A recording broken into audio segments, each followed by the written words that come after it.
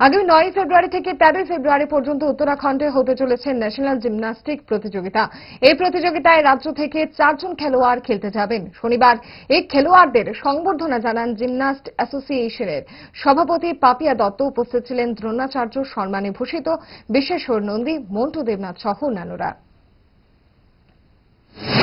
কিছুদিন আগে national championship গুজরাটে শেষ করে এখান থেকে ফিরেছি। এখানে আমাদের 3টা মেডেল ছিল।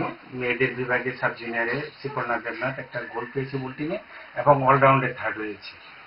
সাগর পেয়েছে বোল্টিং টেবিলে থার্ড পুরস্কার পেয়েছে এবং পাশাপাশি আমাদের রাজ্যের সৌভাগ্যই প্রথমবার 4টা মেয়ে ন্যাশনাল গেমসের জন্য সিলেকশন হয়েছে।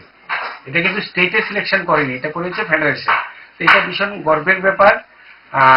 এবং ওরা এই 4 জন যাবে 9 তারিখ থেকে, যেটা উত্তরাখণ্ডে শুরু হচ্ছে ন্যাশনাল গেম, মানে বিরাট বড়, এটা অলিম্পিক টাইপের গেমটা হয়। সেই গেমে যাচ্ছে আমাদের 4টা মেয়ে।